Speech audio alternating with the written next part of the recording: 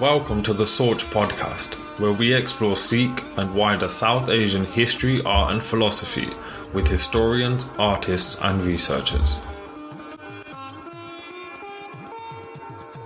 All right, do you want to first perhaps introduce yourself a little bit? Yeah, of course. So my name is Satnam Singh. I've been living in Denmark my entire life. I have a background in marketing and economy. And then later on, I did my master's in cross-cultural studies. And just shortly, like professionally, for the past 10 years or so, I've been working in the area of crime prevention. Firstly, with the prevention of ISIS recruitment, Al-Shabaab recruitment, and so forth in the wider Copenhagen area. And then later on, what I'm doing now at the moment is a national program to prevent violence against women. And in my spare time, I do all of my research and all this nerdy stuff. Well, it definitely sounds like you're kept busy. Just out of curiosity then, you said you were born and kind of bred in Denmark. Are your parents both then from Punjab and born and bred in India? Yeah, exactly. Yes. And they came in the 70s and 80s. Out of curiosity, why did they pick Denmark? Yeah, so Denmark is actually quite a small country in general. There's about 5 million people here. And out of those 5 million, there's about 1,000 Sikhs. Wow. And most of them, they came here. A lot of them came by accident. They were trying to get to Germany. They were trying to get to the UK and other places. And some of them, they might not have been able to get any visas for those countries. And then they shifted and moved to Denmark instead. Wow, that's pretty amazing. How was it then, or how is it as well actually at the moment? But how was it growing up in Denmark as a Sikh? How was that? Well, I didn't. So I grew up mostly around what you would say Danish, ethnic Danes. So it's like in my classroom, we weren't really that many with another ethnic background. So yeah. Denmark's not that multicultural compared to the UK, Canada, and other places. So you always had that feeling that you kind of stood out. I didn't keep my gaze until I was about 19 years old. So until then, I kind of just fitted in, basically. There's not that much racism in Denmark, at least not in the wider Copenhagen capital area where I've been my whole life. So I haven't really experienced that much either before I started wearing a turban or afterwards as well. I haven't really experienced that much. People obviously look every now and then, but I mean, that's just normal, isn't it? That's going to happen when you look so beautiful, right? No, all right. So no, fair enough. It's always interesting to understand kind of your background and your upbringing and how that kind of all feeds into the work then that you're obviously doing and the research that you're doing. Just leading on into that then, what was it that sparked your interest to kind of look further into Sikhi? Yeah, so it's actually quite a good question because I've been wondering about this for the past couple of years as well. Because I actually spend a lot of my spare time, I spend that on research in history, philosophy, and so forth. And I think at least my answer at the moment is it goes back to my history teacher when I was 8-9 years old. He was very inspirational the way he taught history. I remember when we got to like recent modern history. So we had like history classes, I think, twice a week. So I think it was like Tuesdays and Thursdays. And I still remember this one incident. We're talking about the indigenous Americans or Indians, whatever they're called, in the Americas, and we're talking about these tribes that have never seen like civilization, as we say. Like they've just been so far into the Amazon that they don't know what's outside these forest areas. And I was like so intrigued by that. I remember I spent that whole weekend trying to come up with theories on why they hadn't gone into the wider America. And I was like sitting there all weekend. I couldn't sleep. And I was like waiting for Tuesdays that I could come up with my theory. Now, the funny thing is that I had a subscription on a paper last year and they had a huge history section. And there was this professor in New Zealand. He actually came up with that same theory. That's amazing. Well, it's funny you say that it was your primary school teacher that inspires you, because I remember a year 5 teacher. I remember we had like I think it was a project to do. It was like go and research either the Greeks or the Romans. And I remember going back into school and handing in the assignment, and the teacher was like, "Oh, this is so good. I want you to give a a speech to the class.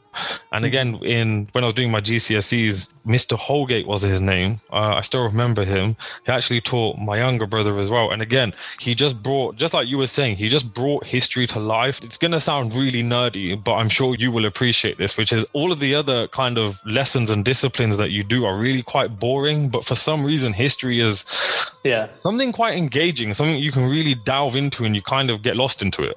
Exactly. So yeah, I got to say, props to those teachers. I did, like I said, for the past 10 years or so, I've been working in the crime prevention programs nationally and so forth. But I did a little detour at some point because, like, all this trauma and all this misery, you get a bit, like, it goes to your head. So I needed to, like, work with something positive. So I took a detour and went into the Ministry of Education, working with, like, school capacity building and so forth for about 3 years. Now, the interesting thing is that we were one of my when I was talking to my colleagues there, I asked them, why are you working here at the Ministry of Education? All of them always said, like, I had this one teacher and it just made a huge difference for me. So like, it just really shows the importance of having good teachers in your early years. Yes, certainly. Look at the power they have. Like, they can really influence you, or they can actually destroy you as well for the rest of your life. Completely. So and also I have this notion, this principle I'm trying to live by, that's basically always honor your teachers, whoever they were. Just always honor your teachers and be grateful to them one way or the other.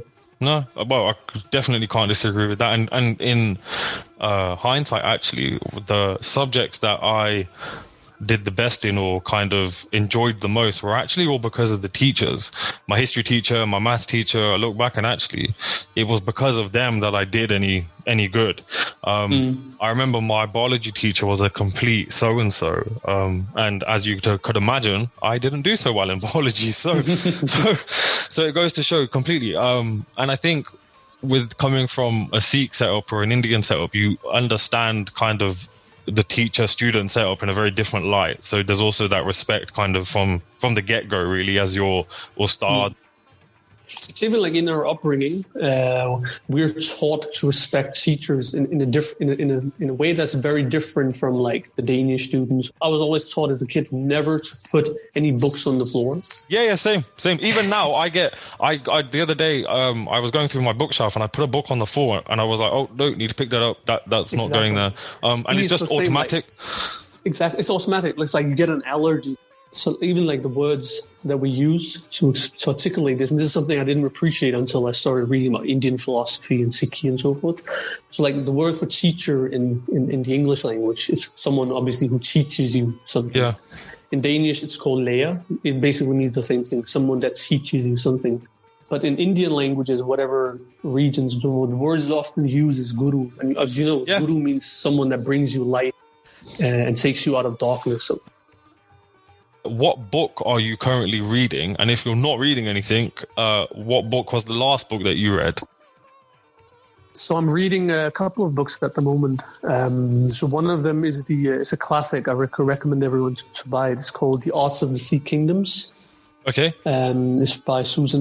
The editor is Susan Strong, but it's actually an anthology of different writers just talking about and explaining and analyzing Sikh art at the time of the Maharaja Ranjit Singh and the Sikh kingdom era. And then I'm also reading other but different books that deals with that time of Maharaja Ranjit Singh period, because I'm actually trying to do some research on the patronage and commissioning of writings in Kashmir during Sikh rule. Mad, that's amazing. Have you found anything interesting then in your research so far?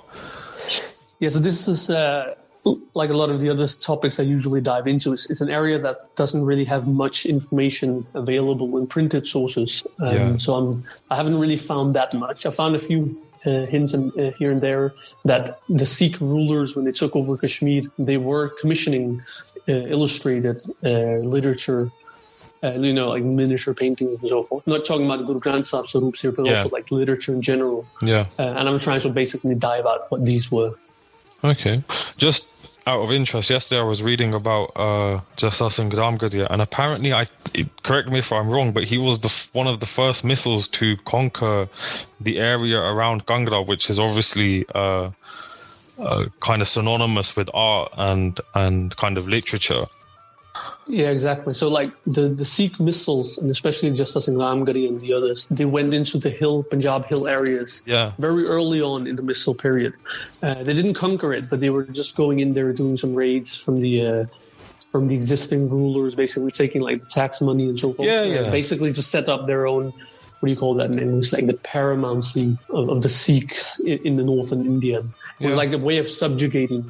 Well, they had their Rakhi system, so everyone had to pay them, and I guess you're correct. Formally, they weren't rulers, as in they hadn't annexed to the territory and they hadn't kind of formally taken it over. But in terms of day-to-day kind of machinations, they were seen as the rulers, if that makes sense. Yeah, so we can actually go more into that when we talk about the Misl rulers. But the idea was that the Sikhs were basically trying to take over the power of all of northern India. But what they did was that in many cases they left the local rulers to just rule and administrate. But on an overall basis, the Sikhs were in many ways the official or the unofficial rulers, because they were paid these Rakhi money for protection. And this also meant that because these different areas came under some kind of Sikh protection, it meant that the borders opened so that it could be a free movement of traders and Sikhs and Hindus and so forth. And this also meant that a lot of painters from the hills started venturing into the plain Punjab areas. And this obviously this brought about a lot of cultural changes, which is what my research is actually about. Right, but we can go more into that later, Yeah, definitely. We'll delve into that. Okay, well, just continuing then to get a better idea of yourself, who would you say is your favorite historical figure and why? And it doesn't have to be Sikh related. It could be literally anyone out of history, sorry. It's probably a cliche, but I would say Kavis Singh. Okay. I did my first lecture in Kavis Singh about 4 years ago in the UK. And like just doing that research, it just really blew my mind. Like, because he symbolizes the golden era of Sikh intellectual, the Sikh intellectual movement, you can say. Yeah. Like the way he wrote his poetry, the knowledge he imbibed into his writings, the vast expanse of literature he was diving into, that like the people he's quoting from, just really, for me, it's really inspirational. So he's usually known to be the author of the Suraj Prakash Granth. And we just automatically assume that's like the stories about the gurus. But underneath that, there's so much vidya, there's so much knowledge that he's building upon and expanding upon. It just really blows your mind. So again, it's probably a cliche, but for me, like he's probably my main inspirational character of Sikh history, I would say. And from Danish history and Western, it's obviously different authors. Who would you say is your historical figure from wider history or just general history per se? I would say it's a Danish philosopher called Grundtvig. So he's basically like the founding father of Danish society, like the way the Danish institutions are built today, the democratic system, the way the schooling system, the way we engage with each other. They come from his ideas and his way of thinking how a modern society should look like. So, for instance, the idea of free education, his idea that knowledge and vidya should be taken away from the church and put into a neutral ground, being like the public schools that we have today. Yeah.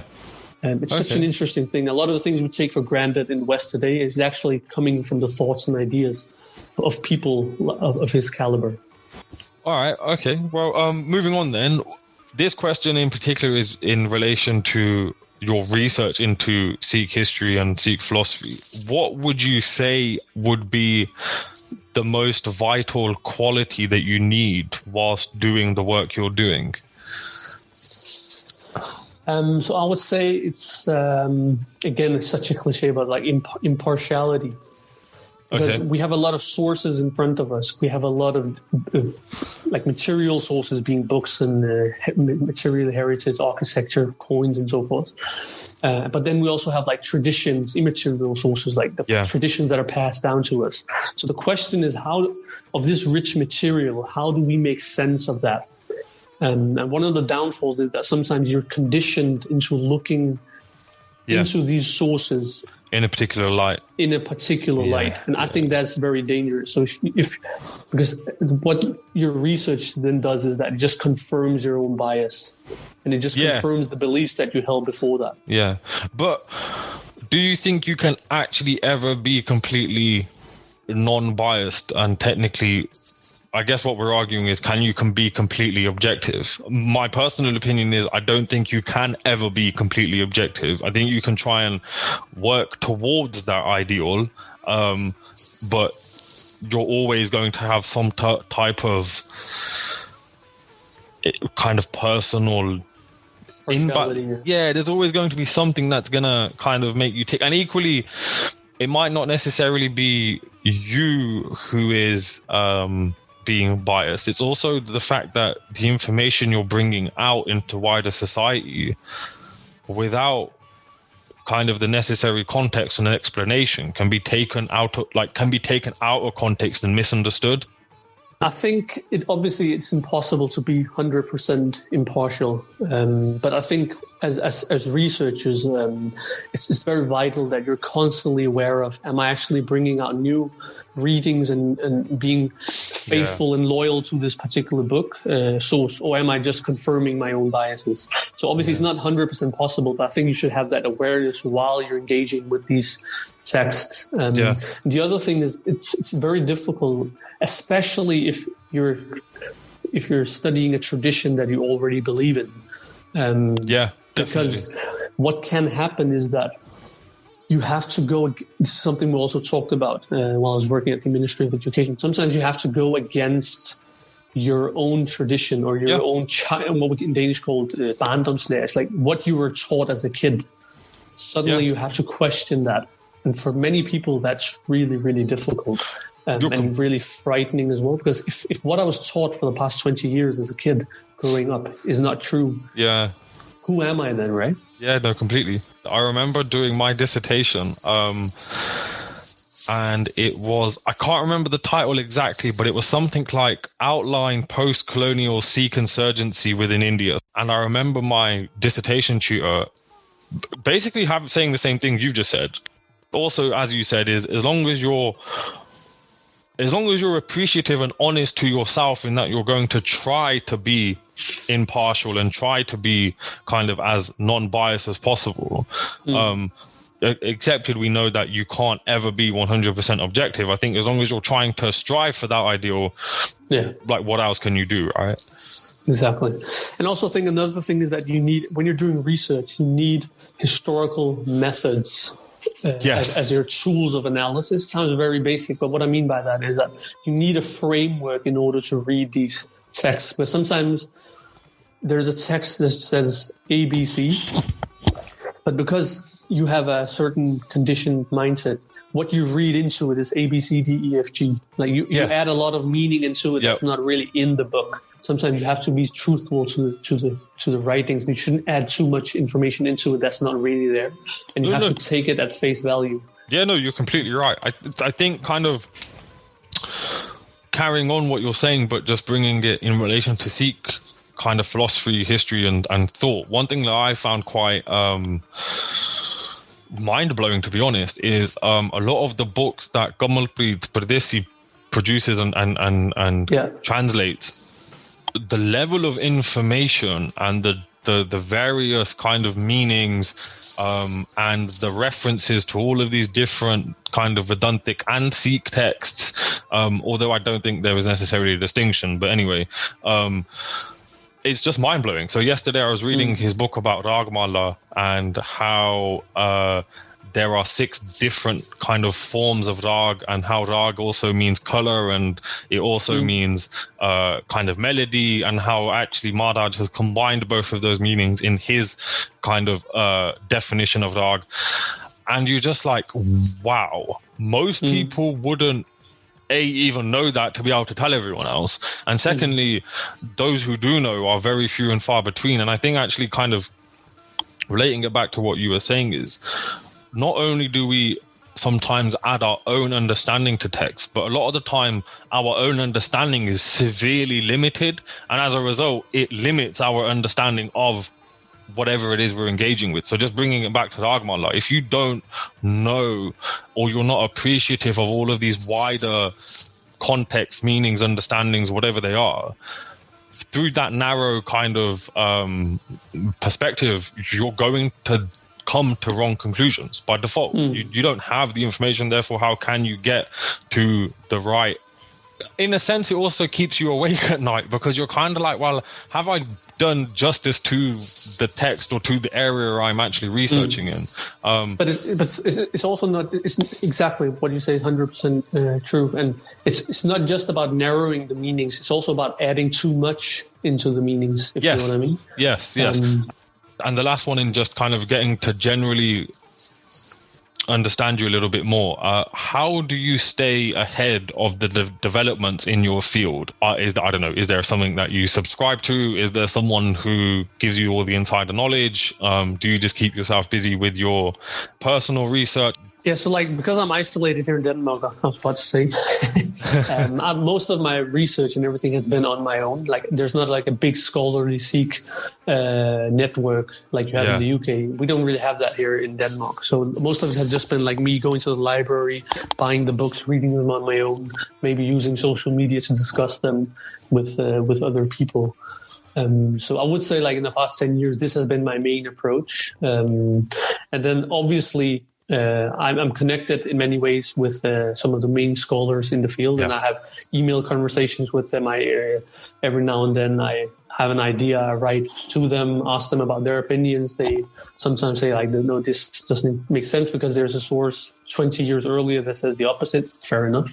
Nice. And at other times they're like, oh, that's really interesting. Try to look more into that. And then I have a project for the next 6 months going on. So they help you direct what you're doing and kind of give you the impetus to kind of move in whichever direction then.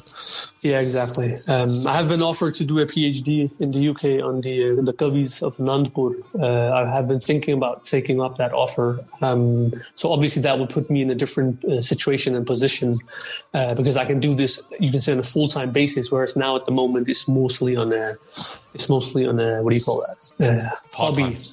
Part-time. Hobby. Part-time. But it's interesting, just quickly, just going back to your other question. Sure. I think it's very important to those people listening that they take on historical methods and how to analyze historical texts, because it gives you a framework that basically gives you so much more value from those same books. And it gives you a different understanding as well on how these different books are related to one another. It sounds a bit fluffy. Let me just explain it. So sometimes the way, especially in the traditional way, you come up with some saying about Guru Nanak Ji, or you say that someone's like, you come up with maybe something controversial, and then you I've got a good example. It's like saying the gurus were against portraits and images of themselves, and yet there's a contemporary painting of Guru Har Gobind Sahib Ji. Yeah, but for instance, in terms of using historical method in order to basically, that's a good example. For instance, let's say I claim that I make a claim today that the Guru said you can't make portraits of the Gurus, right? Yeah, and then you'll put in.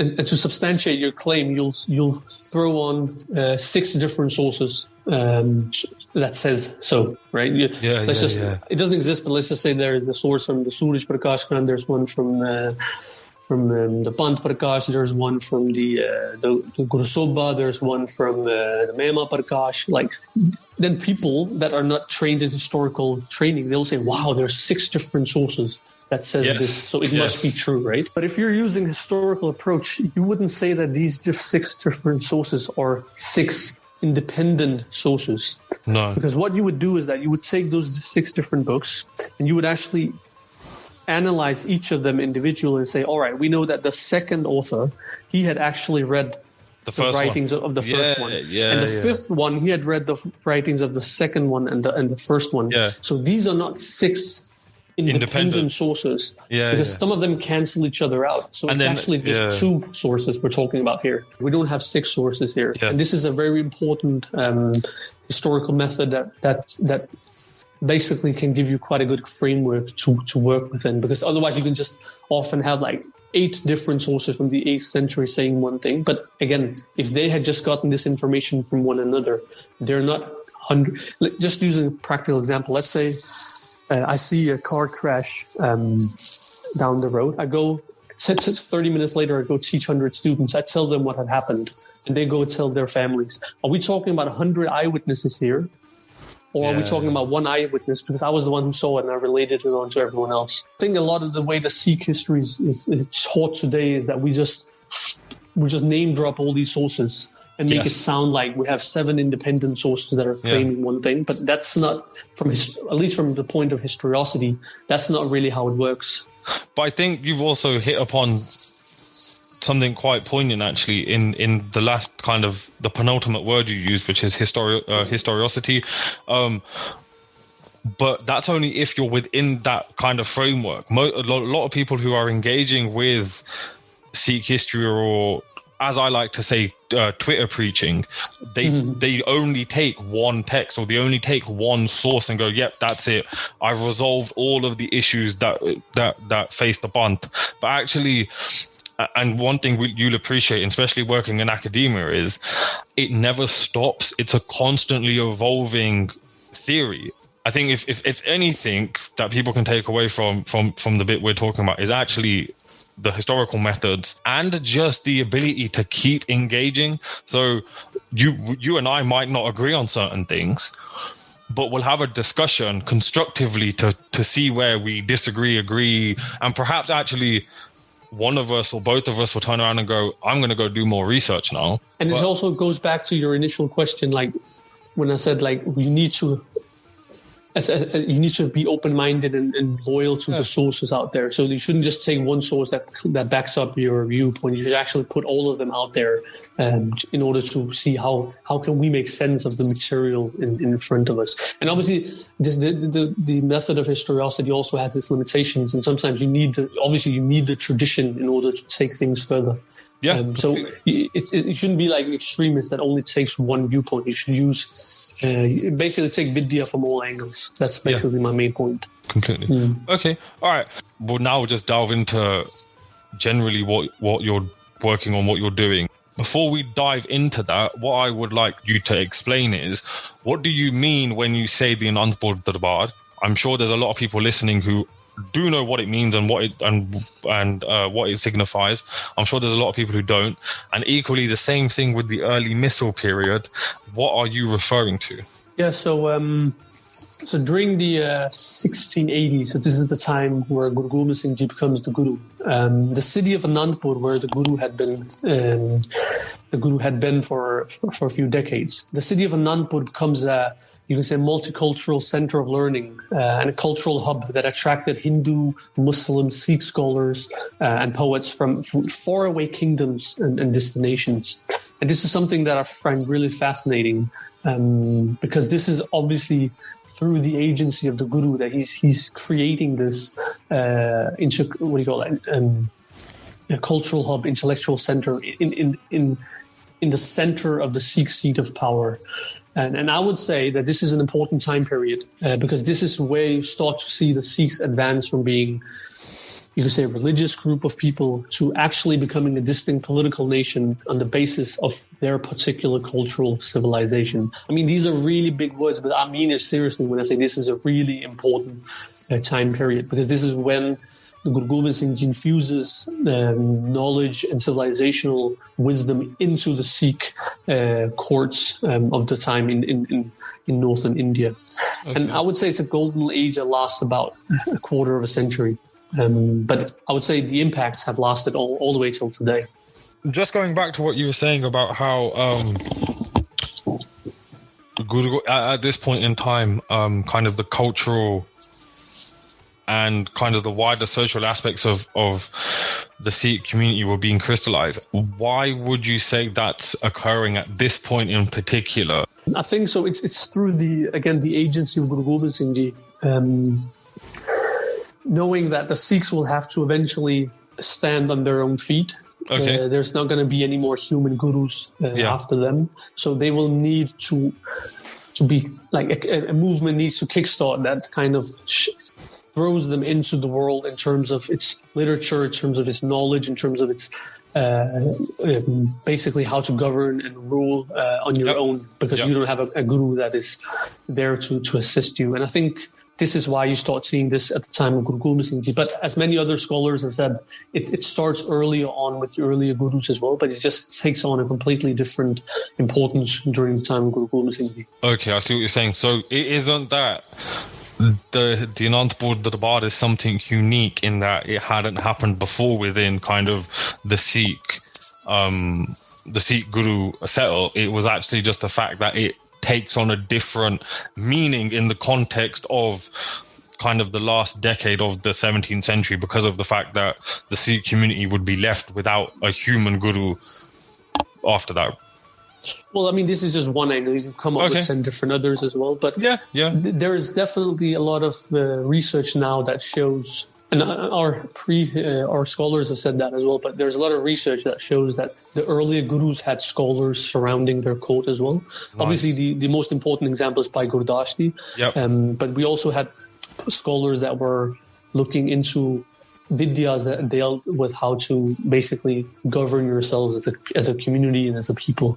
A couple of months ago, I was doing manuscript research. One of my followers contacted me and opened up his manuscript, Kajana, for me. And one of the manuscripts I saw was actually from a poet that had been in the Darbar of the 9th Guru.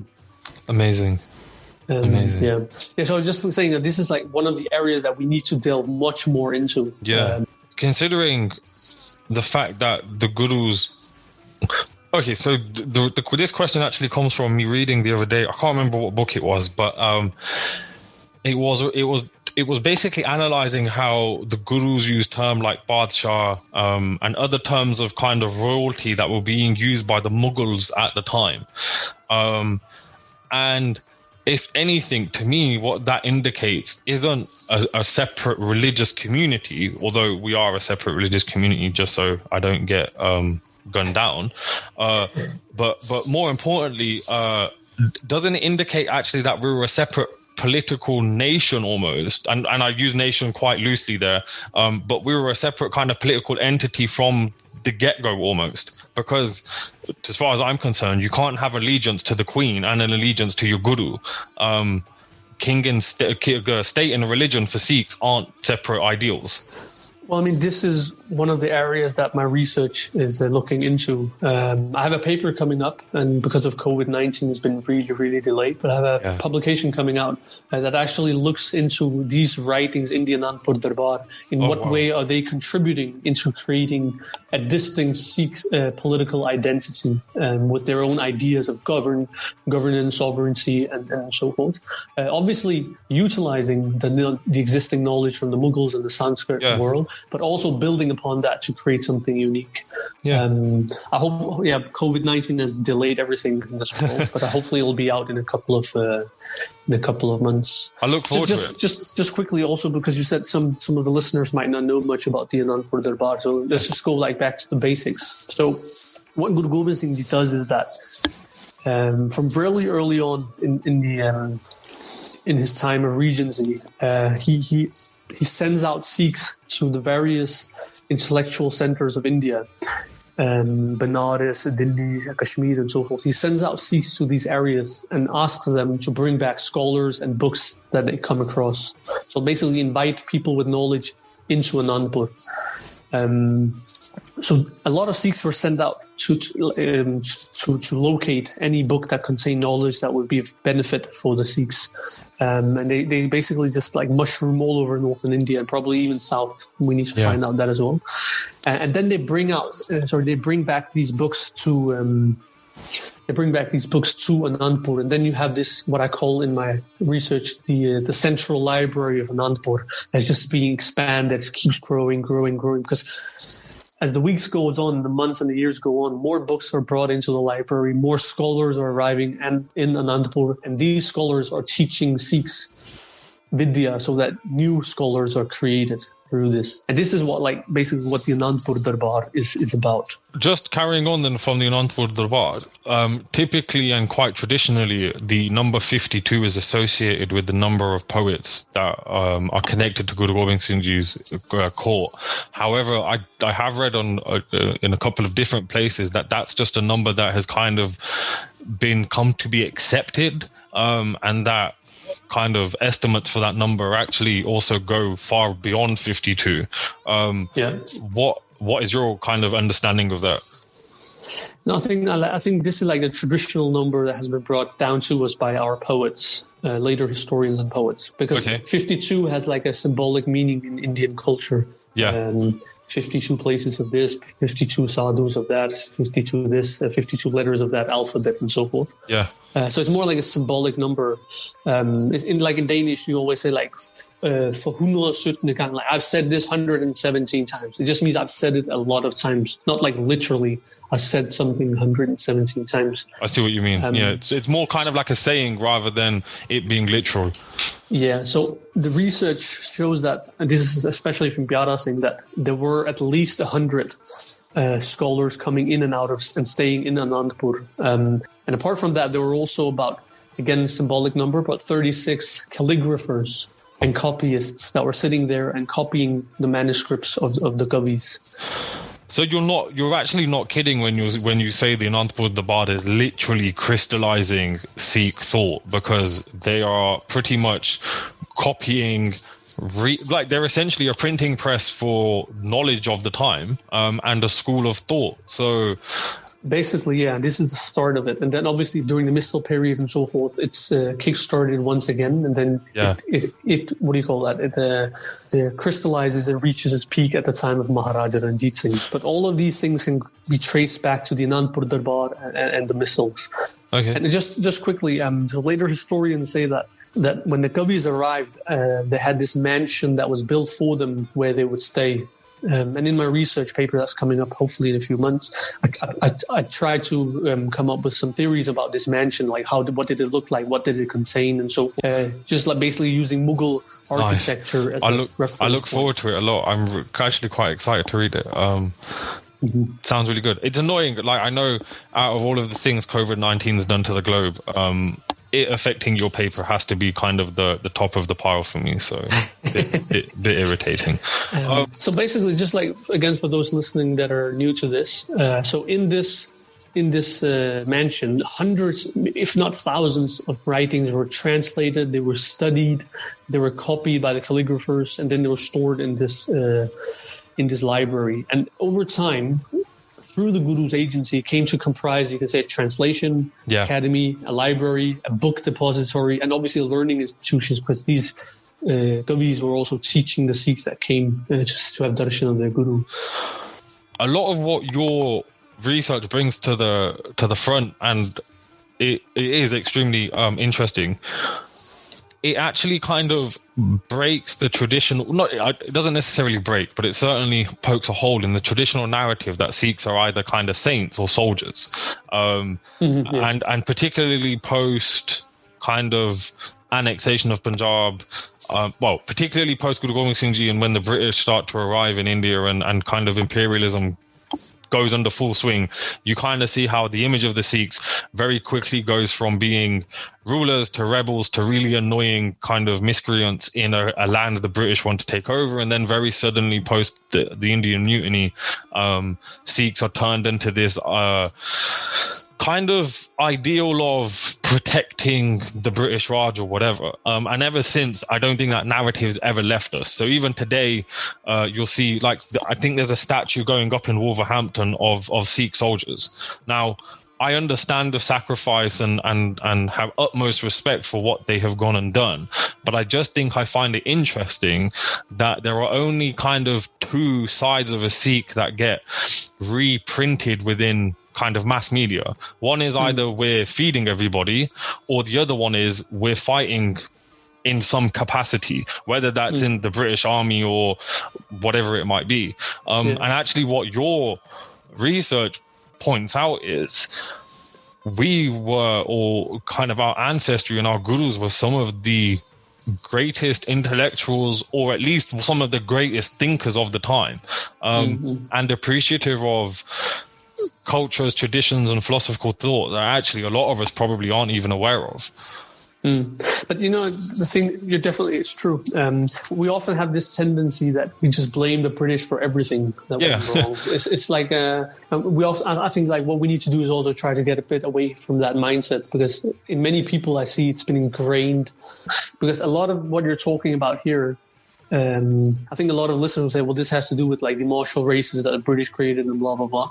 But even like if you look into our own sources and our own history, this is kind of the narrative that comes out from our own tradition. Like even just look at, like we're talking about before, material sources. Like look at paintings, right? For instance, of the gurus. They're either painted as warriors or they're painted as sadhus. In the literary books and writings, most of the things that we hear about, for instance, the 10th guru or the 6th guru, is the military battles they engaged in. This is like from the writings of the 1700s. Yeah. The writing, like what we're talking about here, the sources are quite scarce. It's really difficult to find much information about it, even though this was like 25 years the guru spent engaging in this kind of activities. So you can even like look at Sikh history and say this is also the kind of narrative that was transmitted. And there's a lot of reasons for that. And I don't blame anyone for doing that, because obviously the Sikhs were a persecuted minority. They needed to portray the gurus as warriors to inspire the Sikhs to stand up, fight for themselves and so forth. So obviously there's a reason for that. It makes 100% sense. But completely. I think you can even find these traces of saint soldiers within the Sikh transmitted history. Yeah. I don't disagree with that. And actually, I had a very similar conversation with another individual a few months ago when I actually posted about the Sikh martial race theory and how I kind of think that we have been modeled into a particular image.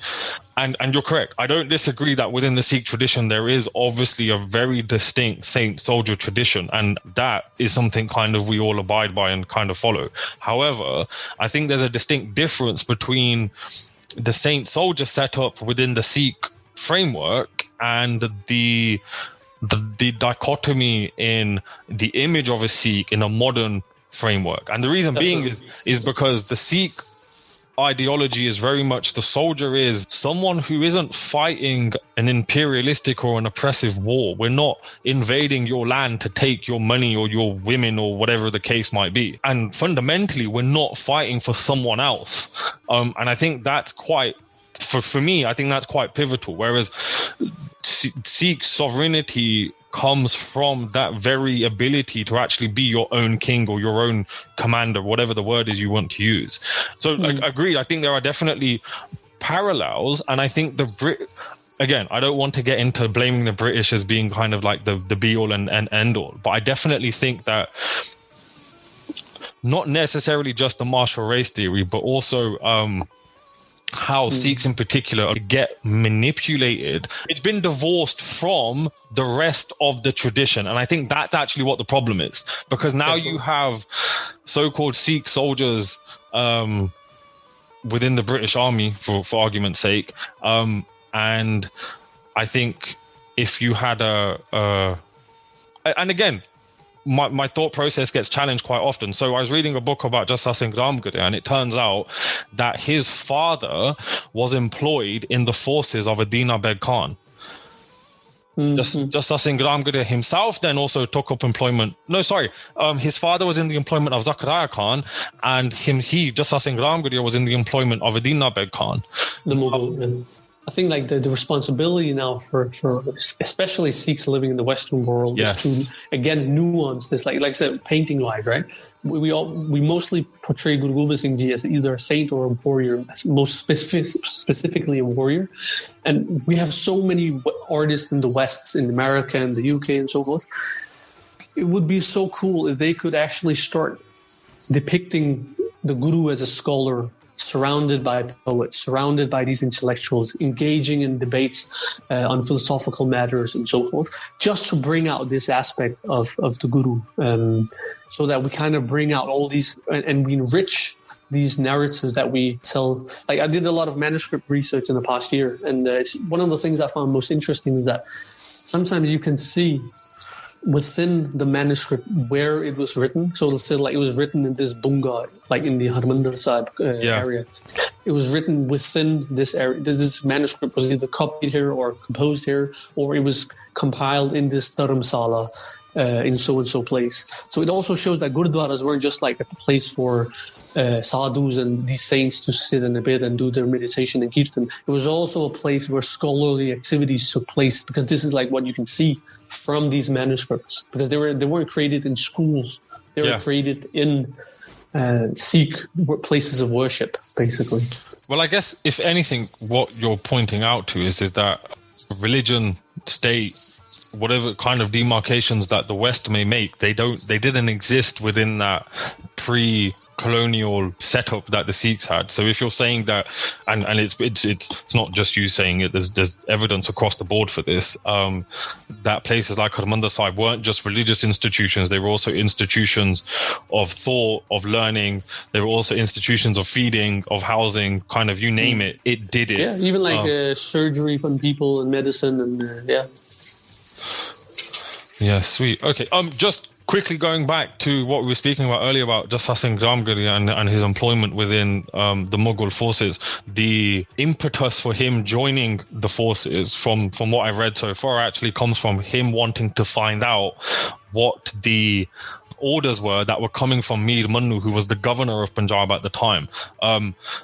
When you start reading into this, you actually find out that Adina Beg Khan, on initially getting the order from Mir Mannu, actually didn't decide to persecute the Sikhs. So it isn't as kind of black and white and you're like, oh my God. But equally provides slightly more nuance to understanding why that may have happened. I don't think I can necessarily make a direct comparison to then joining a modern military, but just to make that comparison slightly less comparative, just wanted to throw that out. True. So just going back to the Anandpur Darbar, right? So while these scholars are arriving there, bringing their books, bringing their vidya, and all these Sikh scouts that were sent out to India to bring back books of knowledge, you start to see a darbar where various themes are discussed. We're talking about history, mythology, obviously, because we're in India, hagiography, prosody, and poetry writing. Yeah. A lot of these manuals are written on how to write good poetry. Political theory, zoology, like books on horses, on elephants, on falcons, and so forth. Yeah. Medicine books are also studied and translated and obviously taught. Philosophy, architecture, geography, mysticism through the Upanishads and so forth. Even like dictionaries, like what's the meaning of various words in different languages. And obviously that can be used to taught new scholars. So you see like what I mean when I say like here you have a thriving intellectual community within a Sikh, what do you call that? Sikh center of power. Yeah. So this is not something that's done at a university or done like separately in a school. This is done within what we today will call a Gurdwara setting. So in actual fact, what you're pointing at is we were in control of our own narrative. We were creating our own understanding, and we were literally just kind of engaging with it, working with it, and developing with it, essentially developing into whatever I guess what came after that, really. And just going back to your point about artists and kind of depicting Guru Gobind Singh Ji in the light of perhaps a scholar, I think that's a brilliant idea. And also just one thing that I always find interesting about some of the modern depictions of some of the gurus. So a lot of the modern, and this is just a general observation, a lot of the portraits of Guru Nanak Dev Ji show him to be quite round. But Guru Nanak Dev Ji, from like everything but from everything we are aware of, Guru Nanak Dev Ji did lots of traveling, lots of walking, and if anything, he'd be very much not like that, or wouldn't look like that. And I just find it interesting that a lot of, especially, I'm not talking about, when I say modern artists, I'm not talking about people kind of the last 10, 15 years, but like kind of the Sobha Singhs and the people like that. I just find it interesting when certain things are kind of added into the image or certain things are taken out of the image. There was a really interesting paper I read about, there is a typical portrait of Guru Gobind Singh Ji that is literally a carbon copy of a portrait of Napoleon. But you know what? This is like one of my like I said before, like there's a lot of this idea that the British did everything wrong, and Sobha Singh, he's from the modern period and so forth. I mean, what Sobha Singh did, just like challenge that mindset, right? Because I hear it a lot from people that are following me on Instagram as well. It's very natural for artists to look at beautiful art, be inspired by it, and then create their own art on the basis of that. And this is why you see like funny things like Guru Gobind Singh Ji looking like Napoleon. I've seen that painting as well. But this is not something that's like post-British, post-annexation, Punjab, Singh Sabha, this and that, as people usually say. If you look at the images from the 1700s from Kangra and so forth, the gurus are modeled on the Mughal emperors. Yeah. So how is that any different from creating the guru as... And we sit here and praise these paintings because they're so old, right? And you can see the same thing with the gurus being depicted as like within Sufi. What's the ideal Sufi saint? And then they make Guru Nanak look like that. So I think it's very natural the way Sobha Singh, I'm not really an expert on him, but like the way he was inspired by beautiful art, he tried to model the gurus on that. It's very similar to what the painters were doing 50 years ago. The problem is just like, because we're familiar with Napoleon, so we laugh at it and find it to be really funny and strange. But because we're not familiar with necessarily the Mughal exilia and the Mughal painters and why and how Mughal paintings were made. No, correct. No, definitely.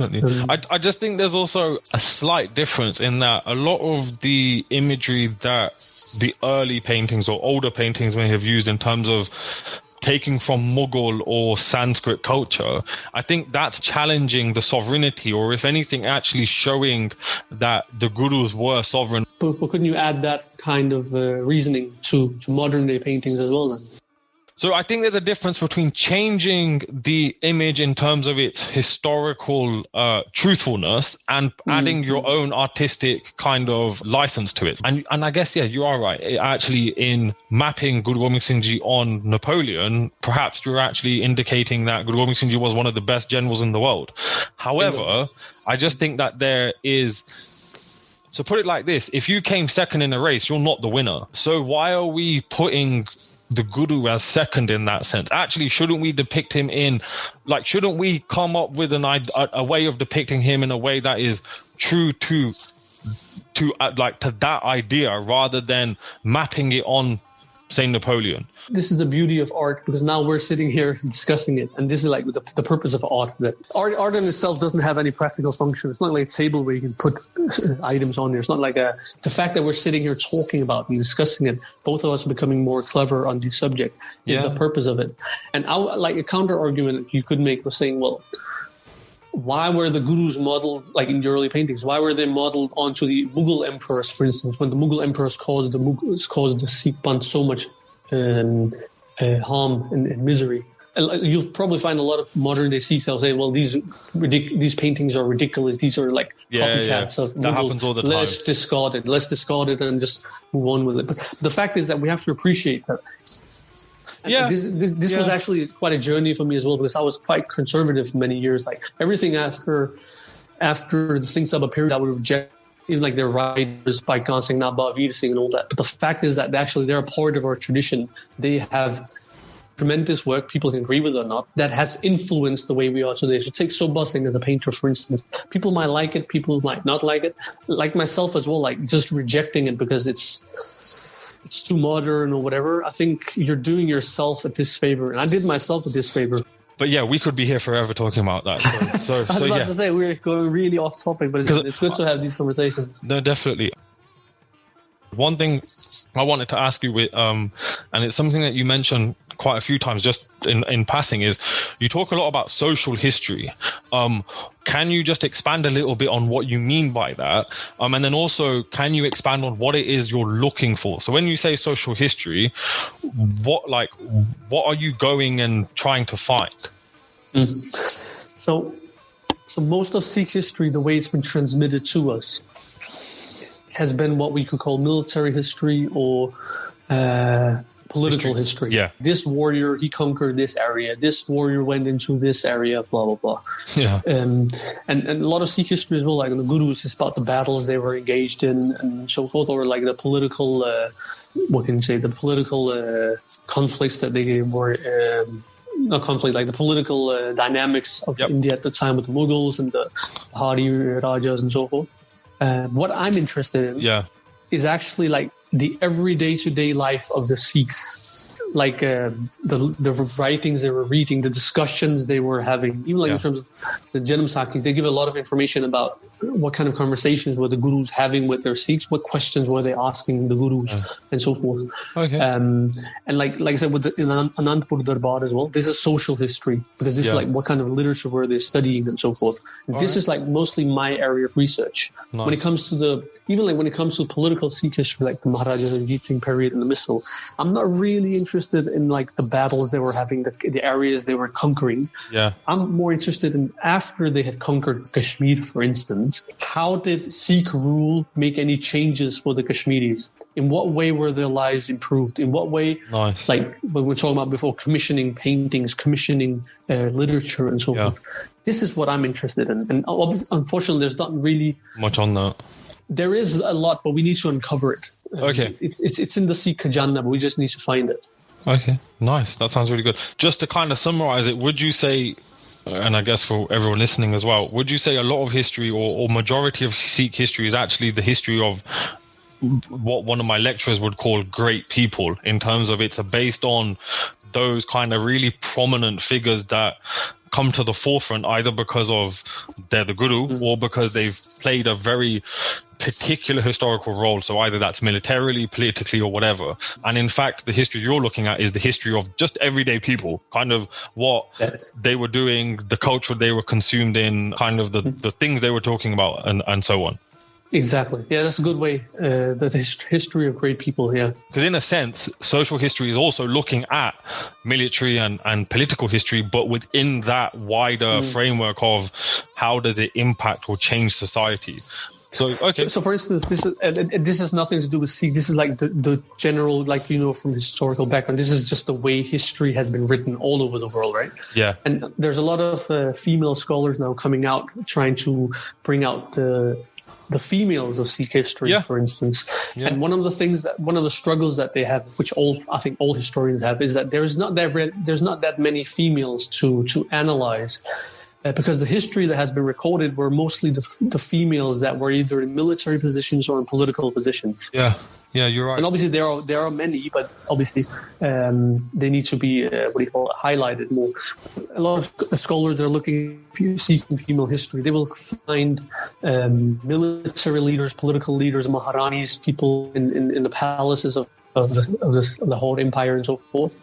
But what I'm interested in is the females in the villages of Punjab that were teaching kids Gurmukhi in the Dharamsalas, in the Gurdwaras, the females on the ground level. There's not much information about that. Where do I find that? Okay. There is a particular question that a user actually sent in that relates to the Anandpur Darbar that I just wanted to propose to you. So when you're researching all of these different manuscripts or sources or whatever it is that you might come across, how do you figure out that? Obviously, I'm sure in certain cases it's literally written there, so a signature or a date or something. But twofold. So how do you figure out where it's come from, what year it is, who wrote it, and that kind of information? And then how do you verify that?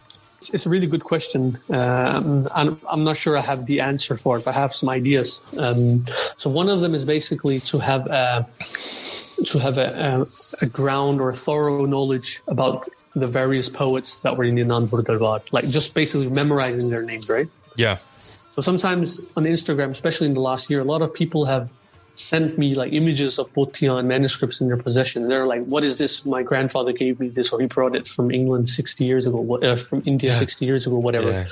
Yeah. We just had it kept in a ramal and we never really looked at it. Can you help us find out? And then I look at it. I'm not sure what text it is, but then I can see the name of the author mentioned. Nice. And I'm like, I remember that name because he was one of the poets. And then from there on, I can start looking into, well, this quote poet, what did he write? What Punjab Digital Library, do we have anything similar from this guy and this poet, and so on and so forth? So that's like one way, right?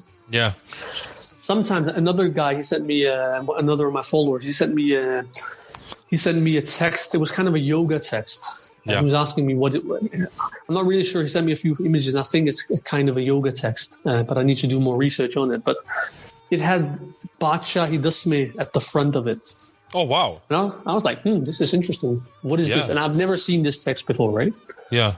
But it has Badshahi Dasme on it. So I'm thinking it might be, if it's not a forgery, it might be from a court poet of the gurus, of the 10th guru, writing this yoga text within the court of Anandpur. I'm not sure, but I need to look more into it. But that's amazing. Again, it just gives you these little clues that this might be from this or that period. And then when it's really easy, it gives you a date and even maybe mentions Guru Gobind Singh Ji as the patron. Then obviously you know it's from the Anandpur Darbar. So 2 questions just from what you've said. First one is, when you say Guru Gobind Singh Ji patronized it, in that situation, would Guru Gobind Singh Ji literally have paid the individual or provided something in return for that individual service? Yeah, so we know, again, from the sources that have been transmitted to us, we know that the Guru paid the poets quite extensively. Wow. And some modern historians, I think it's Trilochan Singh, even says that the poet scholars were paid more money than the soldiers in his army. Nice. So I think the Gurdwaras need to start funding PhDs, if anything. Definitely. All right. And then another thing you mentioned was forgeries. Have you come across any forgeries, and how do you well, obviously there's certain cases where you could perhaps, I don't know, date the paper or date the ink used, but how do you verify if it's a forgery or not? Yeah, so that's a good question. I haven't myself come across anything I would consider to be a forgery. So I wouldn't know, like all this stuff about dating the paper, obviously that requires a lot of money. But even then, it doesn't necessarily mean like, because a lot of the manuscripts we have from the Guru's Darbar today are actually later copies of it. So these copies were made at a time when Sikhs had become more affluent, like during the Misl period or the Maharaja Ranjit Singh period. Yeah. So like I've examined some I've examined many manuscripts pertaining to the Anandpur Darbar, but I'm not sure these are actually from the time of Guru Gobind Singh. I'm pretty sure they're time of Maharaja Ranjit Singh and so forth. I see what you're saying. Okay. All right, just going back to the Anandpur Darbar, and before we kind of, I guess, delve further into it and the early Misl period, another question sent in by a user was, so Bhai Nandlal is often associated as one of the most famous court poets of Guru Gobind Singh Ji. The user asked that he's heard you mentioned prior that Bhai Nandlal didn't take Amrit. Why not? And was this the case for any other prominent Sikhs? Yeah, so this is like one of those controversial questions that arises, especially today because we have so much identity politics going on. Yep. So one of the major things is that there's a lot of great Sikhs from the time of the Gurus that we honor today. Bhai Nandlal, a good example. We honor his Bani, his writings. We even call it Bani, right? And it's recited, it's sung as Kirtan and so forth. But look at his name, Bhai Nandlal or Bhai Nandlal Goya. There's no Singh in it, right? No. So does this mean that Bhai Nandlal never took Amrit? Some historians will say, yeah, he never took Amrit, and others will say, no, he did take Amrit, he just kept his old name. Bhai Kanhaiya is another example. It's never called Bhai Kanhaiya Singh. Yeah. And there's tons of these examples. So it's just, again, it shows a very fluid world in the time of Guru Gobind Singh Ji. That's not just separated between the Amritadis and the non-Amritadis or the Khalsa and the non-Khalsa. Yeah. It's a much more fluid world completely, where a lot of people that are not necessarily Khalsa Amritadis are still put into high positions of power, and they're like local community leaders, even of Khalsa Sangats and so forth. Yeah. So just another... So there's a later tradition, but the latest or the earliest source I've seen is like from the 1970s. So it's quite recent, right? Yeah. But it's from, I think it's Pyara Singh who mentions it. He gives this example where the Guru gives out a call and says that all Sikhs should come fully armed Pura Shastratari, and get ready to take Amrit. And by Nandalal, he shows up, heeding the call of the Guru. And then the Guru says to him something along the lines of, remove your sword, here is a reed pen, and I'll give you Amrit of that reed pen. I'm not sure it's like a modern, popular narrative, or it actually has origins in the early. But Pyara Singh is quite a faithful, quite a trustworthy author. So I'm pretty sure it must have come from an early manuscript of his. People like you and me, we find history so important because it's such an interesting world to dive into. Just further diving into the Anandpur Darbar, I would love to know what has been some of the most interesting things that you've come across.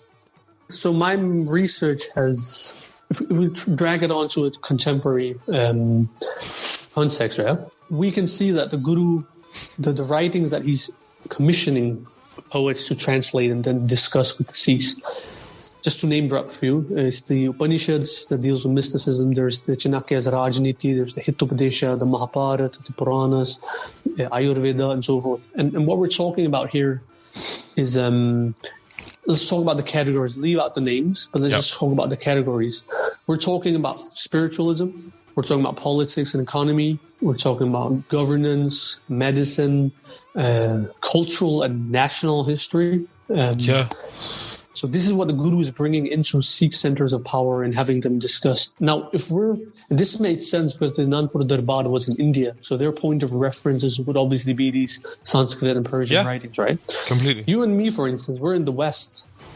So for us to understand the world around us, taking the example of the Anandpur Darbar, that would be, for me at least, the equivalent of sitting in a Gurdwara, studying the writings of Machiavelli, in terms of political thinking. Martin Luther in terms of secularism. Foucault, Rousseau, Aristotle, Adam Smith in terms of economical theory. Even like Shakespeare, because that's like cultural history. Grundtvig, as I talked about. And for me, that's like what we should make of it. That the trying to make his Sikhs engage in the world they're in, understanding the references that wider society uses, trying to challenge that maybe, or even like appropriate it or whatever you want to do with it. Just dive into it and bask in it. Develop our own understanding, narrative, political systems, whatever it might be, from actually understanding the wider context. Completely.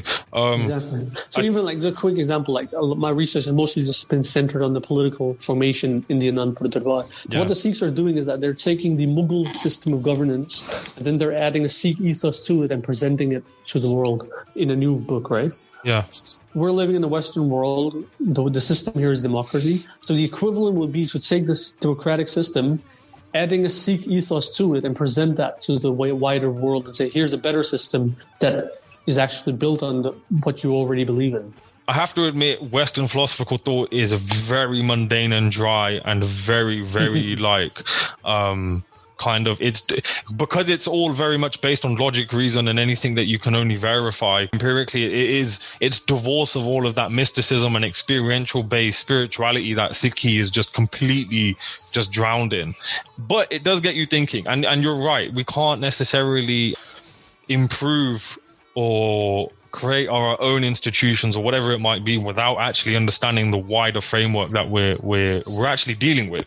How far you can take that in the modern setting, I don't know. I'm sure that's a conversation for another podcast. Is there anything else that you'd like to talk about in relation to Anandpur Darbar, or shall we move on to the Early Misl Period? Yes. So just some quick history. So what happens in 1704 is that the Mughals and the Pahari Rajas, they destroy Anandpur. They kill a lot of the poets, and a lot of the poets flee from Anandpur. And basically they try to destroy this political civilization that Guru Gobind Singh Ji created, right? So it's quite dispersed. A lot of them, they flee into other parts of India, and the traditions basically just continue more decentralized rather than being in Anandpur. And then, as most of you know, Sikh history for the next about 50 years is mostly political history, it's military history, it's the missiles that are trying to fight for their survival. We get to 1765, and that's the year where the Sikhs declare their independence. They take Lahore, which was the previous Mughal capital. They take Lahore and make it the capital of the Sikh Khalsa Raj, you can say. Yeah. Just for everyone listening, could you perhaps mention the particular individuals who conquered Lahore? Oh yes, that's a good question. It's three different missiles. One of them is the Bungis. The other one is I can't remember who the other ones are. Jassa Singh Ahluwalia is one of them. I'm not sure about the other ones though. For some reason, I want to say Jassa Singh Ramgarhia, but I also feel like that's just me wanting to say that because I was reading a book about it yesterday. So don't take my word for it. Yeah, but it was a combined Sikh force. Basically. Okay. Yeah. And just to add a little bit further context, those Sikh forces, although united at this point, actually also on numerous occasions were fighting amongst themselves. Yeah.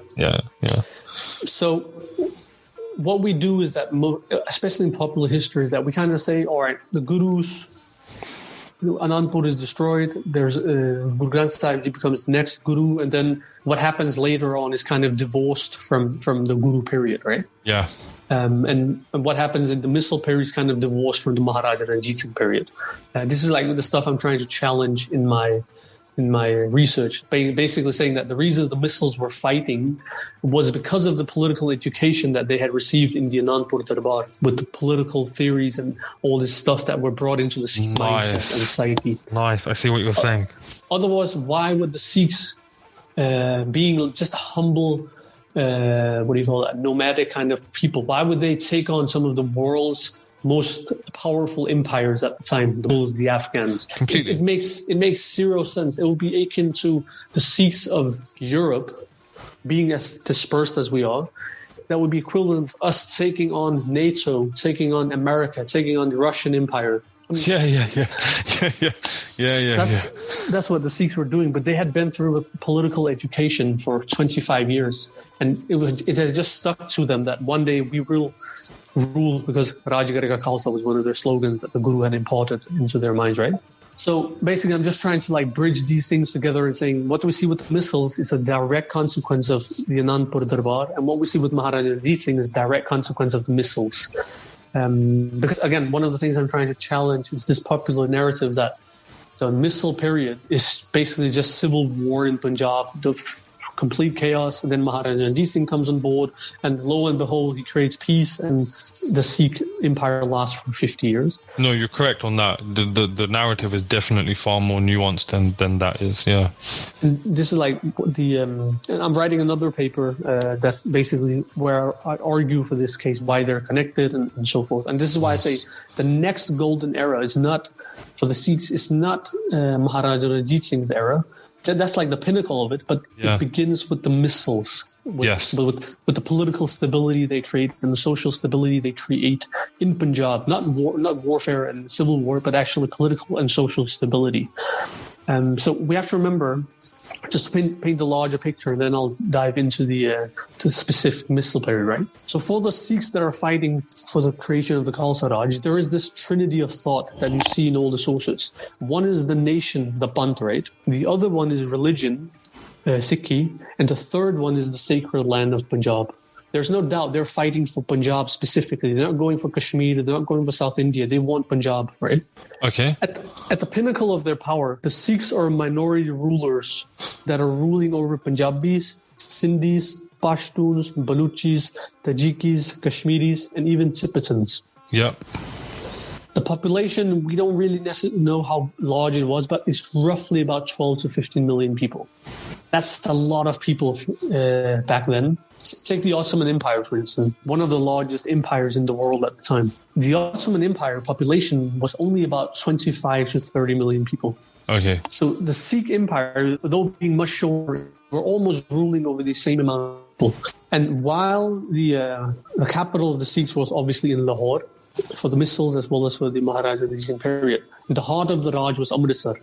But it was very multicultural in the sense that if in the northern Khalsa territories, it was mostly Buddhists that were living there. And people were ethnically Tibetan. If you went to the western territory of the Khalsa Raj, the people were Pashtuns, Afghans, and obviously Muslim, right? You went to the south, they would be Sufis, There would be like Multan and so forth. A lot of Sufi shrines are there. It was primarily a Muslim-dominated area.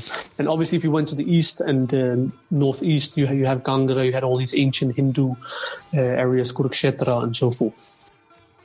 So you can see like the Sikhs were mostly in the middle, in the area around Lahore and Amritsar. And they were ruling over a majority of people that had different religions, different languages, and different cultures, right? So this was also new for the people of Punjab.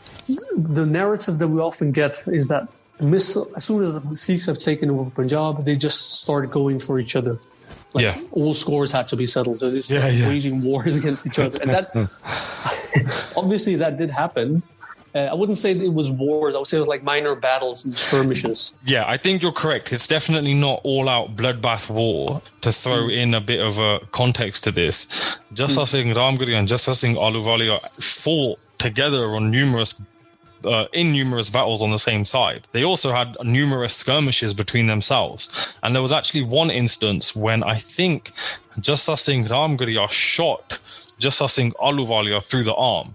And yet they were still comrades, friends, whatever the words you want to use. That like there was still that kind Forgive and forget. Yeah, there was still that, you know what, there is a greater entity than just our personal beef, so to speak. So you're definitely correct. It is far more nuanced than that popular idea of history that's normally told. And the reason I know that we're not talking about a full-out bloodbath civil war for 30 years until Maharaja Ranjit Singh comes on board and saves the scene is because you can see that the contemporary travelers in the area, they're describing a Punjab under Sikh rule where trade is flourishing. New research that we see now shows that painters were coming to Punjab, paintings were being done, and so forth. And obviously, trade, arts, literature, and so forth, that does not happen in a place of civil war. Even like in my manuscript work, the work that I've been doing, I can see that some of them are actually dated to the early Misl period. And this does not make sense if Punjab was a bloodbath and a civil war at the time. So because again, people like traders, people like artists, writers, and so forth, they will go seek out stable territories where there is room for patronage, where like there are people that appreciate art and willing to pay you for it, right? Not people that have to spend all their money on military equipment, where they actually have leftover money to actually patron artists. No, understood. Okay. And there's so many interesting, and you're doing research on this yourself, like how the British people, how the British traveler Germans were describing the Misl territories. And you can find like many quotes where they talk about, you can talk about the Sikh governors in, like there's one here from William Franklin. He says, the Sikhs in the interior parts of their country preserve good order and a regular government. In the Sikh territories, is another quote from the 1790s. In the Sikh territories, there exists much less cause for oppression than in many of the neighboring states. So obviously, we're talking about people that are not just like sitting there desperately holding on to power by oppressing people like you see in Syria at the moment, right? With Assad. These are people that say, we have power, let people flourish as they want. Just the last quote from the Misl period, just after the Sikhs had taken over Delhi, right? This is in Punjab. We know but little concerning the state of their government and politics, but the government is represented as being mild. You're completely correct. And you've actually reminded me of a quote that I came across. Hold on, I'm just going to see if I can... Okay, so Jassa Singh in 1794 sent the following communication to the English Governor General. This is around 1796. It's actually referred to as well in Gurinder Man's new book, which is based on the Sikhs and the British. But this letter is actually from a different book. It says, since the time that I heard the great and praiseworthy qualities that the English are celebrated for, among all ranks of people, it was my design to have set on foot a friendly intercourse by letters with Mr. Lumsden, who was the British resident with the Nawab of Oudh at Lucknow. The news of your arrival has afforded me extreme satisfaction. And then he continues, lately the Afghans, framing empty schemes of ambition in their minds, repaired towards Hindustan and reached Lahore. Although those young upstarts, not knowing when they were well, did not endeavor to maintain their footing. Yet immediately on this event, the Khalsa Jio prepared to oppose them, and no sooner had the Prince of Kabul himself but a youth arrived at Lahore than, believing himself devoted to destruction if he stayed, he immediately retreated. If a system of mutual cooperation were adopted, it is certain that his expulsion would not require any great exertion of our joint endeavours. All these points will be further made known to you by the representations of Rao Gussi Singh. I request you will communicate to me what your inclinations may suggest. I think this letter just helps reinforce what you're saying, which is a lot of systems, the networks, whatever you want to call it, that Maharaja Ranjit Singh Ji is most famed for using or manipulating, was already kind of being set up or being kind of formulated before him. Exactly. And just his reply, just to provide what the Governor General wrote back, 7th of April 1797, what you have written on the subject of Zaman Shah is a proof of your foresight and wisdom. I learn that the Shah has been obliged to march his army towards Kandahar and that there is little probability that he will be enabled to return to Lahore. But if you should have an intelligence of a different tenor, I trust you will acquaint with me that whatever prudence may suggest may be performed.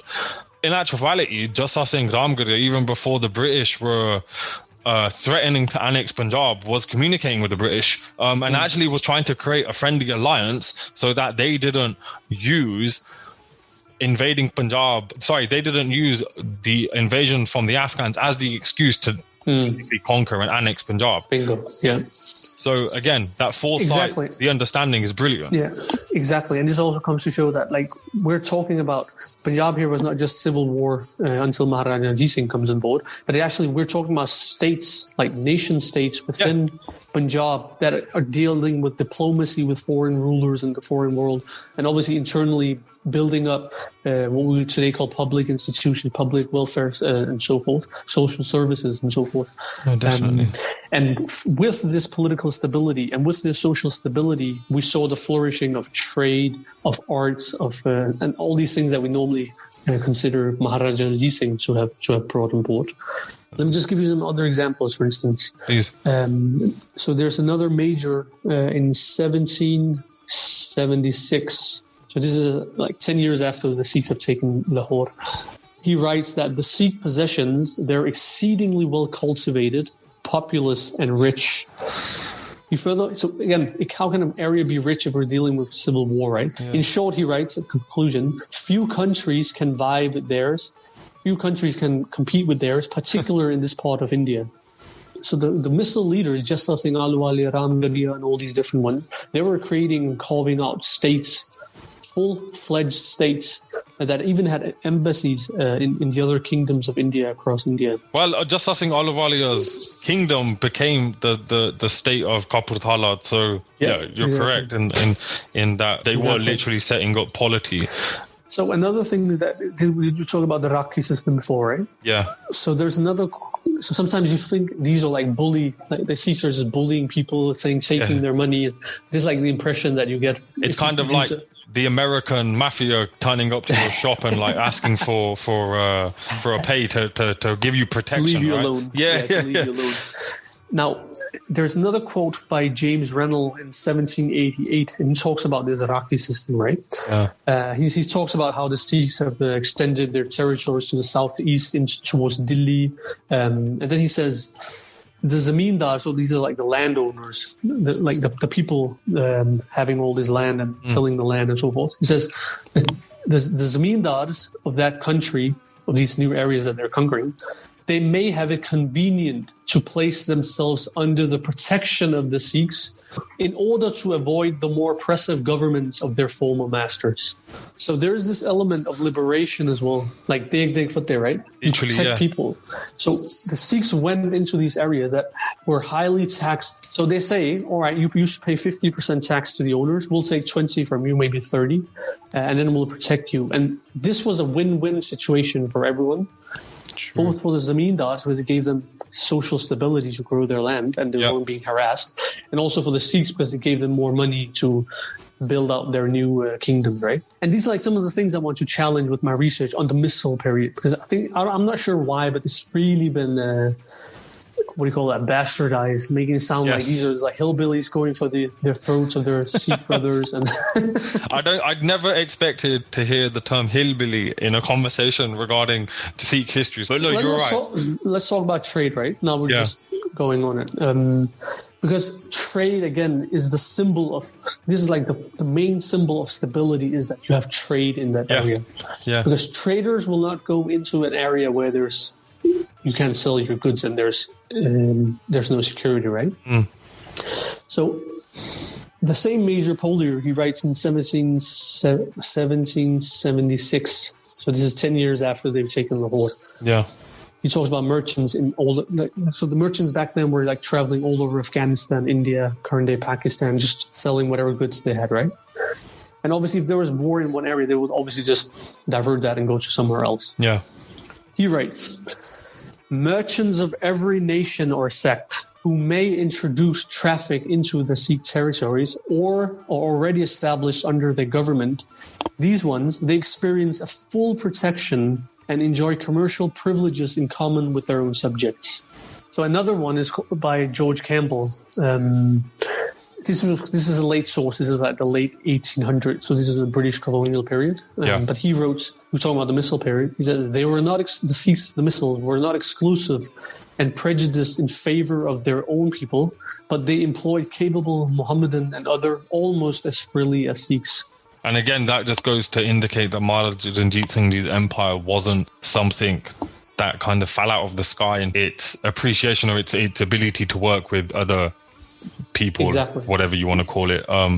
Bingo, because this is what we credit him for. We had a Muslim foreign ministry, had this and that. No, he had inherited a structure from the Misls, and he just built upon that and continued that. It was already in place. Even like Justice Singh Aluwale, we always say Maharaja Ranjit Singh, he put gold on the Harmandir Sahib, right?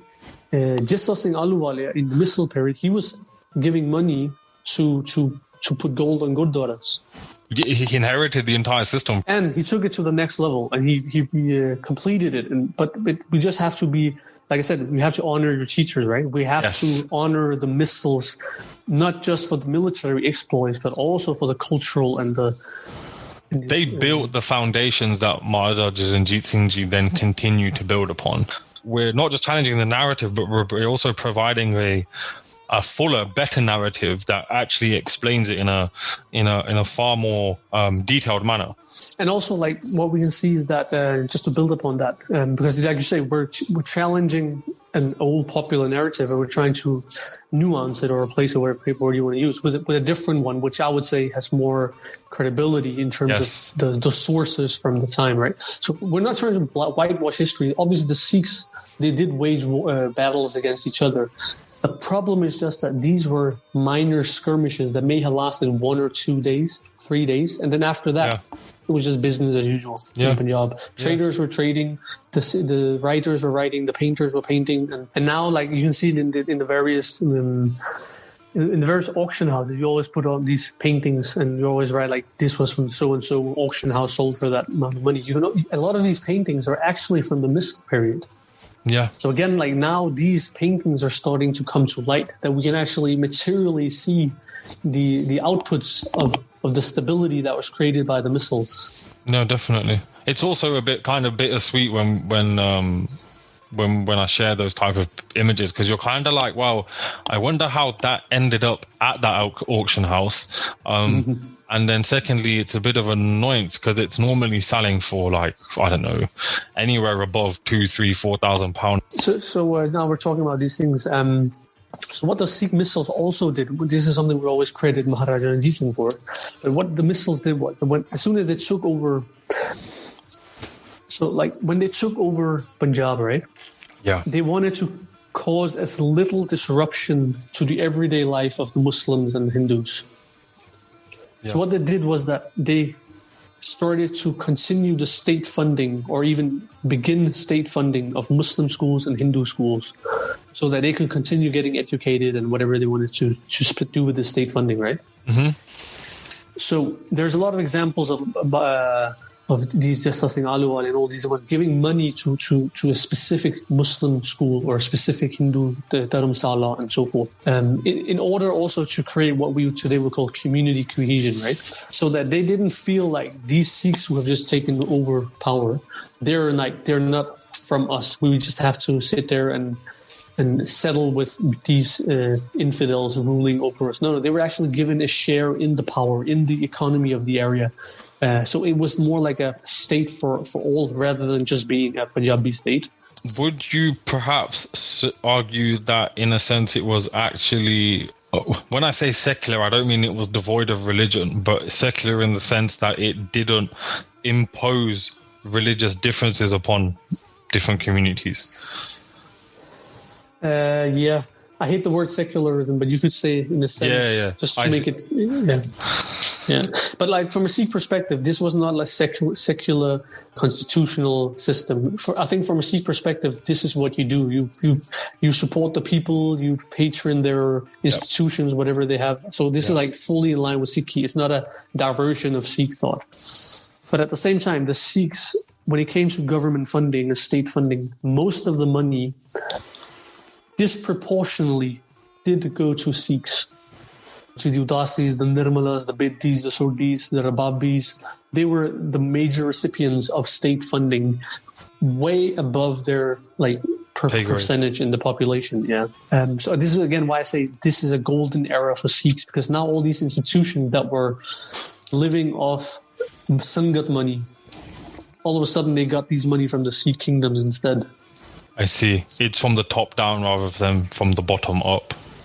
Bingo. This is why I say this is a golden era for Sikhs, because these same institutions that were suddenly, they didn't have to worry about continuation or survival or begging money from the Sangha. They just got the money every month or whatever from the rulers. They could crystallize later on into what we saw with the bunges and all that stuff at the time of Maharaja Ranjit Singh. So I was examining a manuscript recently that said it was written within the pressings of the Harmandir Sarovar, right? It says at the Sarovar, the banks of the pool, this book was written here.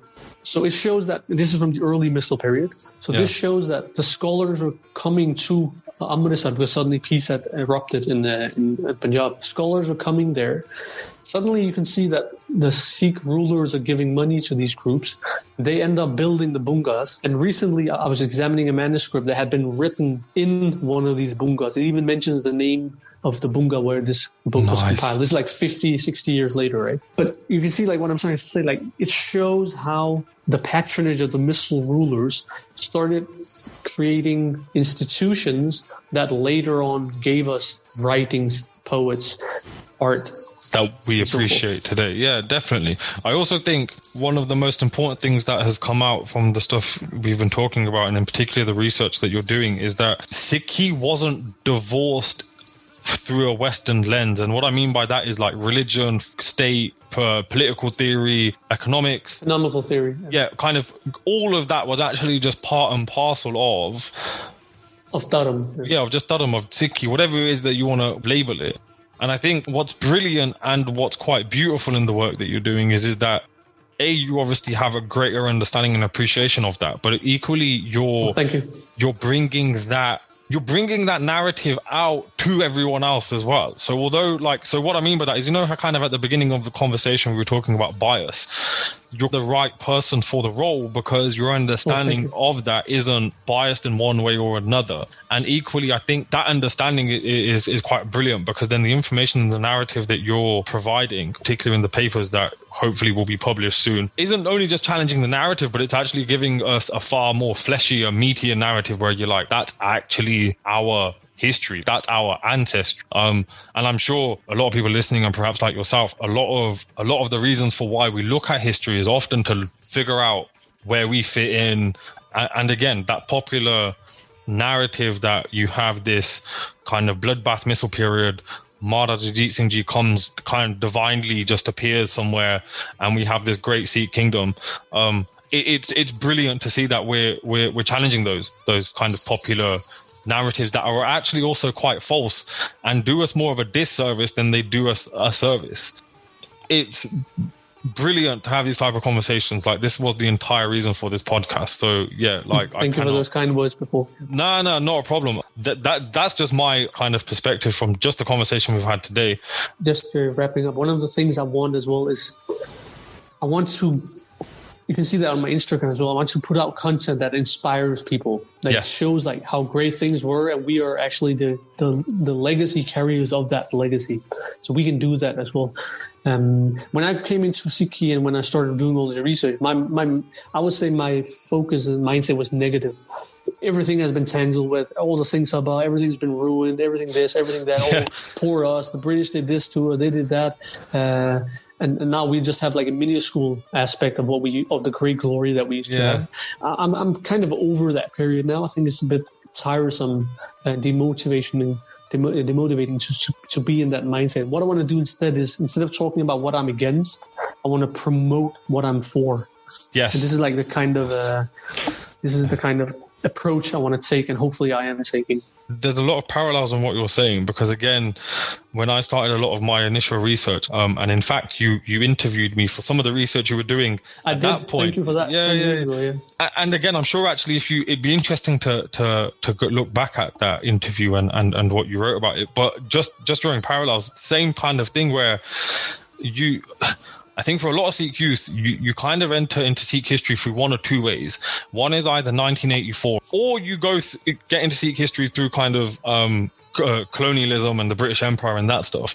With both, it's very easy to take the usual narrative and just kind of run with it and kind of just accept that.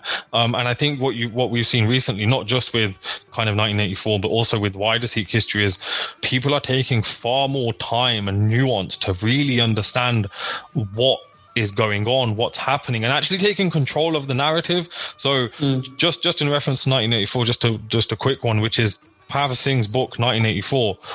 It's probably one of the first texts that I've come across that combines quite categorically all of what I would say is the counter narrative to the government and to the media's story, which we all know. And again, I think it's a similar thing which we're seeing with people like yourself and with loads of other historians and researchers.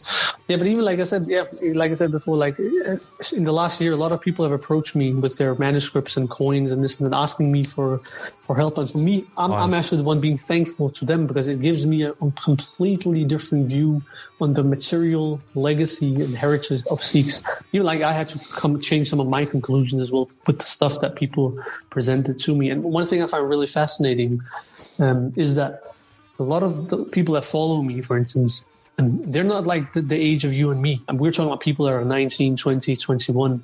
And for them to be introduced to these kinds of discussions, they're following you, they're following all these different groups and the Sikh archives and so forth, to be introduced to all these things. And I mean, for them, this will radiate with them for the next, 20 years. And they will come up with 10 times even greater stuff than we have done in the past 50 years. Completely. Because in the beginning, I was like, there's a lot of 20-year-olds, 21-year-olds that are following me. I thought it was a bit strange, because I mean, they don't even find my stuff interesting because it's so new to them.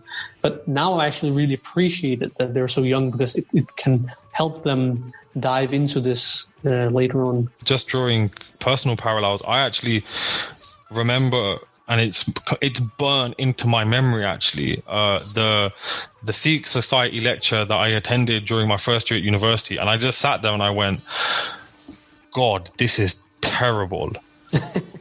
And still to this day, I remember the guy's face. He was actually the Sikh Society's president's father at the time. So I didn't want to offend him, but I just kind of went, they've literally got the Pradhan from the Gurdwara to come and give a talk. And you're like, you know what? I think we can do far, far better. And to be honest, I thank him infinitely, because if it wasn't for his lecture, I wouldn't have kind of taken on, in a sense, almost like a personal responsibility to be like, you know what, if you're not going to provide a narrative that is honest to us and also provides a full narrative to the people listening, then hopefully I can, or someone else can. And you're right.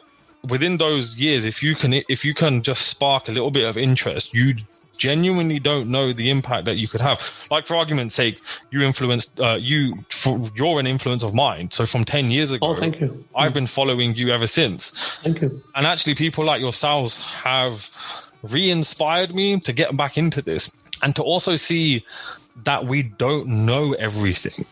The research you're doing just goes to show that the research done so far, it's only gone to a certain extent, and we're just taking it a little bit further. And you're completely correct, which is, if we can just spark, even if it's just a thought, even if it's just an idea, even if it's just like, you know what, I think everything they've said is wrong and I'm going to go find out the truth. Perfect. So one thing I didn't expect kind of restarting Ramblings was just the response. Some of the messages I've had from people who are from all over the globe, Canada, Australia, India, and they are so thankful. And I'm like, what? To be honest, I'm actually just spending my spare time on something that I kind of enjoy. On one hand, cannot actually explain how much that type of feedback means, but equally it goes to show that there is a want, there's almost like a thirst for understanding. It's interesting, like sometimes you don't know the impact you have on other people. I love this is something I do in my spare time. I do it for my own sake as well. 10% of it I put out on Instagram or whatever.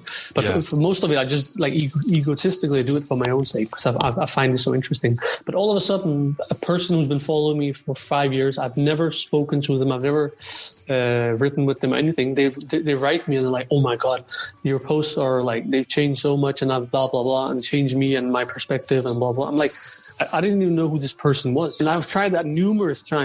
And like, this is like sometimes what keeps me going. Sometimes I'm like, I need to take a social media break. I spend too much time. I should further read some more books instead. Or it actually has an impact on people. And when I'm not putting up anything for 2-3 weeks, sometimes people are writing me like, when is the next post coming?